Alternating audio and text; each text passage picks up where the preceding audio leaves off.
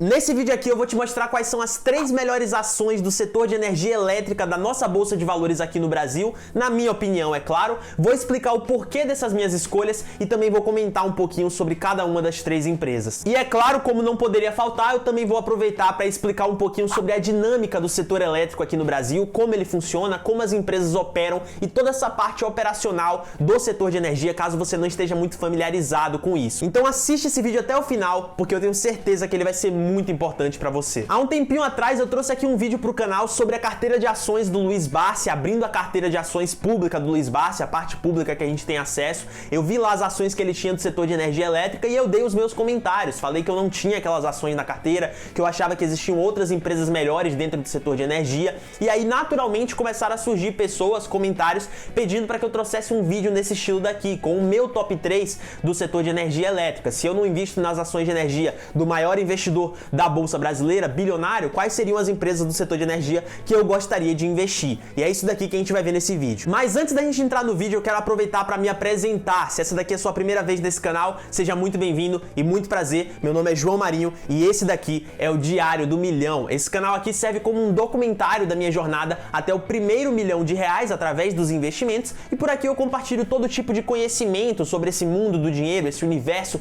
da riqueza que eu acho interessante de ser compartilhado. Então, se você se interessa por esse tipo de assunto, ações, bolsa de valores no geral, ou então você tem interesse em acompanhar essa minha trajetória, eu já te convido aqui de antemão a deixar o like nesse vídeo e se inscrever no canal aí embaixo no botão vermelho, porque assim você vai passar a receber as notificações dos meus próximos vídeos. Mas sem mais enrolações, vamos logo aqui pro assunto do vídeo. E antes de eu te mostrar aqui quais são as 3 empresas do setor de energia elétrica que eu considero as 3 melhores ações, a gente precisa entender um pouquinho como funciona o setor elétrico, como é a dinâmica do setor de energia aqui no Brasil. Existe um conceito muito importante dentro dos investimentos, que é um conceito cunhado pelo Warren Buffett, que é o maior investidor de todos os tempos, também um bilionário aí mundo afora. E ele diz o seguinte: você só deve investir naquilo que você conhece e naquilo que você entende. E o Warren Buffett chama isso daqui de círculo de competência. Esse daqui é um conceito que é repassado pelo maior investidor de todos os tempos e ainda assim muita gente ignora. O setor elétrico aqui no Brasil, ele é reconhecido por pagar muitos dividendos e por ter uma previsibilidade de receita muito grande. E aí, por causa disso, a maioria dos investidores sai investindo nessas empresas por causa dessa fama de boas empresas para investir, mas se você pergunta para elas como que essas empresas fazem para ganhar dinheiro, elas não fazem ideia. Então, o primeiro passo para a gente conseguir investir em uma ação, uma empresa do setor de energia, é a gente entender como esse setor funciona, como essas empresas funcionam, como elas ganham dinheiro e como se dá toda essa dinâmica. Isso daqui é fundamental. Mas você pode ficar tranquilo, porque eu vou te explicar toda essa dinâmica aqui nesse vídeo agora, antes da gente entrar no top 3 das melhores ações do setor de energia, beleza? O setor elétrico aqui no Brasil, ele é dividido em 3 grandes grupos, em 3 grandes áreas. Nós temos o segmento de geração de energia, o segmento de transmissão de energia e o segmento de distribuição de energia. A gente sabe que a energia elétrica precisa ser gerada, ela precisa ser produzida e ela precisa chegar até o consumidor final, seja eu ou você aí na sua casa, uma grande empresa, um grande comércio, qualquer coisa, precisa chegar no consumidor final. Nesse processo de gerar energia elétrica até ela chegar no consumidor final, existe a atuação desses 3 grandes setores: geração, transmissão e distribuição, e eu vou te explicar em partes aqui como cada um deles funciona. Dentro do primeiro segmento de geração de energia, a gente vai ter as empresas que operacionalizam as usinas que vão transformar algum tipo de energia em energia elétrica. Esse daqui seria o começo de tudo nesse processo. E aí é o seguinte, aqui no Brasil, mais de 60% da energia elétrica que é gerada vem de usinas hidrelétricas. Os motivos aqui para essa predominância das usinas hidrelétricas na geração de energia são vários, né? Mas o principal seria o fato da nossa matriz elétrica aqui ser majoritariamente hídrica. A gente tem muitos rios aqui no Brasil. E aí é claro que a gente tem toda a explicação física de como que se dá a atividade dessas usinas hidrelétricas. A gente vai ter a pressão das águas que vai fazer movimentar as turbinas e aí vai transformar a energia potencial em energia cinética. Essa energia cinética vai chegar lá nos geradores, que vai ser transformada em energia elétrica e tal, todo esse processo físico. Mas você não precisa se atentar muito a essa explicação teórica não. O que você precisa entender é que esse segmento de geração de energia vai ficar responsável por gerar e coletar essa energia elétrica através de algum processo físico, sendo que a maior parte deles vai ser através de hidrelétricas. Mas também pode ser através de algum outro tipo de usina, uma termoelétrica, uma energia eólica, uma energia solar, tanto faz, vai depender de empresa para empresa. O que você precisa saber aqui é que o trabalho das empresas de geração de energia vai ser transformar algum tipo de energia em energia elétrica, independente de qual seja o processo utilizado para isso. Só que isso não é o suficiente, né? Pense comigo, não basta uma empresa de geração de energia ter todo o trabalho para gerar, coletar essa energia elétrica se ela não chegar em algum lugar, se as pessoas não tiverem acesso a essa energia elétrica. Se as pessoas não têm acesso, o trabalho da geradora de energia não valeu de nada. Essa energia gerada e coletada precisa chegar em algum lugar. E é aí que vai entrar um outro segmento do setor de energia elétrica, que vai ser o segmento de transmissão de energia. Essas empresas transmissoras que a gente chama vão chegar lá na usina, vão ficar responsáveis por pegar e transmitir, daí o nome transmissora, distribuir essa energia para os responsáveis por fazer a distribuição final para os consumidores finais. Então as empresas transmissoras, elas vão atuar mais ou menos como intermediadores desse processo. Elas vão fazer o meio de campo aqui, vão levar a energia elétrica das usinas hidrelétricas, das geradoras de energia elétrica, para os centros de distribuição através de fios e de cabos. E aí aqui seriam aquelas torres gigantescas que você já deve ter visto, com um monte de fio, que tem aquelas bolas laranjas que parecem uma bola de basquete. Mas é o seguinte, quando a energia chega no centro de distribuição, a transmissora levou da geradora até o centro de distribuição, a gente já começa a falar de outro segmento de atuação, que seria o segmento de distribuição de energia, que vai cuidar dessa última parte do processo. E por que isso daqui acontece? Por que a energia não sai direto da usina, da geradora, pela transmissora até o consumidor final? Por que a gente precisa aqui do centro de distribuição? Por que a gente precisa das empresas de distribuição? Porque as transmissoras não podem levar essa energia direto para o consumidor final. É o seguinte, por motivos físicos e também de viabilidade econômica, é muito mais interessante para as transmissoras fazerem essa transmissão de energia das usinas até os centros de distribuição utilizando fios de alta tensão. Só que essa energia que chega por fios de alta tensão, ela não serve pra gente, os consumidores finais, porque ela tem uma voltagem muito alta. E aí, por causa disso, a gente precisa da atuação das empresas de distribuição, as distribuidoras que a gente chama. Quando os fios de transmissão vão chegando perto das cidades, a gente vai ter o que a gente chama de subestação de rebaixamento, que nada mais vai ser do que uma instalação elétrica responsável por abaixar essa tensão para ela poder ser distribuída para as cidades, para os consumidores finais. E aí, perto da sua casa, a gente vai ter ainda o que as pessoas chamam de transformador, que vai rebaixar ainda mais essa tensão, vai rebaixar ali para a voltagem padrão que a gente normalmente utiliza, de 220, 110 volts. Toda essa parte de rebaixamento de tensão é competência do segmento de distribuição de energia. Então, resumidamente aqui, a parte de geração de energia vai ser responsável por gerar e coletar a energia elétrica através de algum processo físico, sendo que a maior parte vem de usinas hidrelétricas. O segmento de transmissão de energia vai ser responsável por pegar essa energia e levar essa energia até os centros de distribuição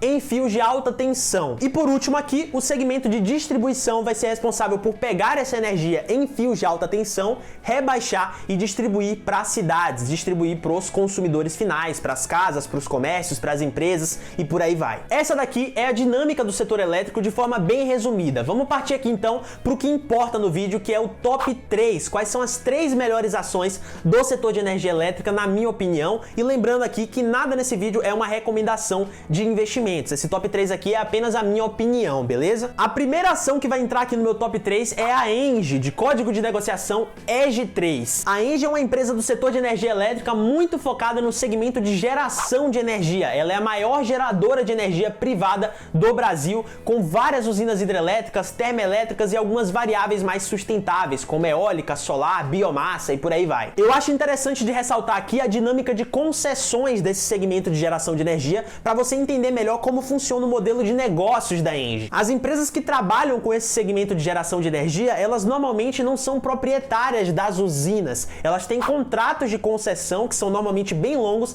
para explorar, fazer o uso dessa usina. Esse daqui é o normal de acontecer nesse segmento de geração. Se for uma usina de energia solar, uma usina de energia eólica, a empresa pode até ser proprietária dessas usinas, mas no caso de hidrelétricas e termoelétricas, por exemplo, na grande maioria das vezes é um contrato de concessão. E aí a empresa geradora vai ter um longo período ali do contrato de concessão para operacionalizar essa usina, é claro, ficando encarregada de fazer a manutenção e vender essa energia que foi gerada ali durante esse período. E aí ela tem duas opções. Ela pode vender essa energia gerada para as distribuidoras através de leilões, que seria o que a gente chama de mercado regulado, ou ela pode negociar essa energia gerada diretamente com o consumidor final, se ele tiver porte suficiente para receber essa energia elétrica, se for uma grande indústria ou uma grande empresa, por exemplo. E aí a gente chama isso daqui de mercado livre. E aí é basicamente nessa dinâmica que a ENGIE opera, mas no futuro isso daqui pode vir a ser um pouco diferente, porque a empresa vem investindo bastante aí em projetos de transmissão de energia também. Então a ENGIE vai expandir aí dentro do segmento de transmissão e diversificar um pouquinho as suas receitas, não vai ficar tão dependente assim da geração de energia. Nos próximos anos esse daqui provavelmente vai ser o futuro sendo concretizado para a empresa. E inclusive, a título de curiosidade, a ENGIE já adquiriu a concessão de um sistema de transmissão em um leilão da ANEEL, que é o órgão regulador do setor elétrico aqui no Brasil. Ela adquiriu isso recentemente. E vale lembrar aqui que a dinâmica do segmento de transmissão é bem semelhante com a dinâmica do segmento de geração, que eu não comentei ainda nesse vídeo. Da mesma forma que as usinas hidrelétricas ali, elas normalmente não são das empresas, as empresas têm uma concessão para explorar essa usina, no segmento de transmissão vai ser mais ou menos a mesma coisa. As linhas de transmissão, os sistemas de transmissão, normalmente não vão ser das empresas transmissoras. Essas empresas vão ter ali o direito de concessão dessas linhas, como é o caso aqui da ENGIE, que eu falei que ela adquiriu o direito de concessão de um sistema de transmissão num leilão da ANEEL. E o nome desse sistema de transmissão que foi adquirido pela ENGIE é Gralha Azul. São aí 15 linhas de transmissão por mais de 20 municípios lá do Paraná, numa extensão de 1.000 quilômetros, e é uma obra que está prevista para finalizar em 2021, o que provavelmente vai aumentar bastante os resultados operacionais da ENGIE. Quanto aos números, no momento que eu gravo esse vídeo, a ENGIE está com um valor de mercado de aproximadamente 35,7 bilhões de reais e um payout de 98%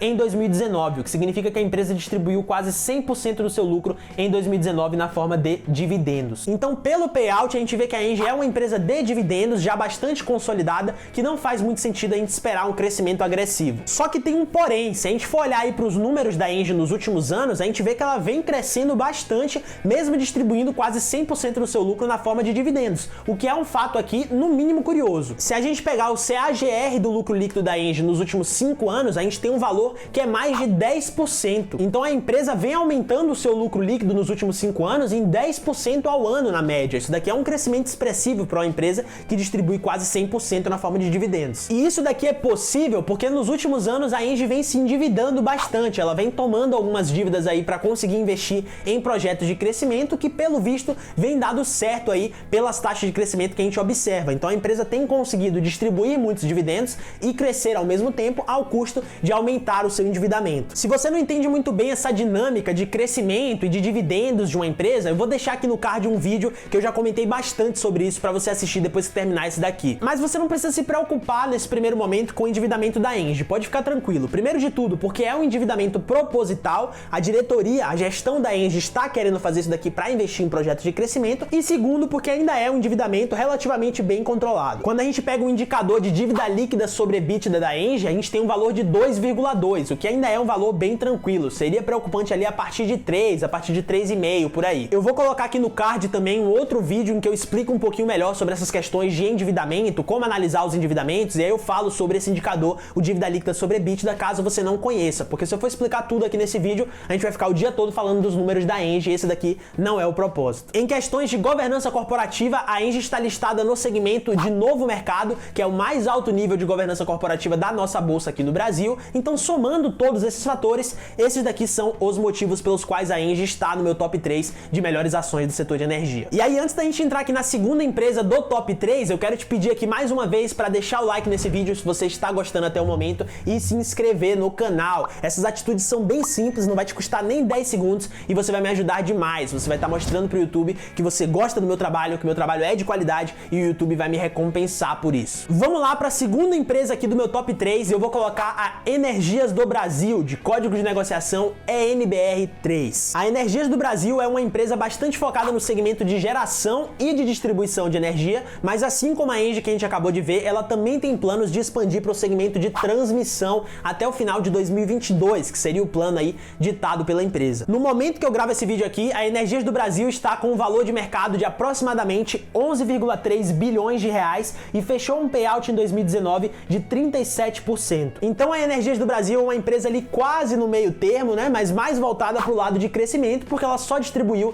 37% do seu lucro líquido na forma de dividendos em 2019. Então essa daqui é uma empresa que naturalmente, por lógica, a gente pode esperar um crescimento mais agressivo do que a Engie, que já é uma empresa bem consolidada e que adota uma postura ali mais de distribuição de dividendos. A Energias do Brasil também é uma empresa listada no segmento de novo mercado, que é o mais alto nível de governança corporativa da nossa bolsa aqui no Brasil, então também tem um nível de governança bem interessante. E em questões de números, também é bem tranquilo aqui. Tem um endividamento controlado com dívida líquida sobre EBITDA de 1,9 e um CAGR do lucro líquido nos últimos 5 anos de 12%. Então é uma empresa de crescimento e que vem conseguindo crescer o seu lucro aí na média em 12% ao ano, é um número bem interessante. Então aqui até o momento a gente tem duas empresas. A gente tem a Engie, que é focada no segmento de geração de energia, e a Energias do Brasil, que é focada em geração e distribuição, ambas aqui querendo expandir para o segmento de transmissão e efetivando seus projetos de expansão para esse segmento, que talvez seja aí o segmento mais buscado, mais cobiçado pelos investidores da Bolsa de Valores. E eu vou aproveitar aqui, antes da gente entrar na terceira empresa, vamos conversar um pouquinho sobre a dinâmica desse segmento de transmissão de energia, porque nada mais justo, né? A gente comentou sobre a dinâmica do segmento de geração, com as usinas e as concessões de exploração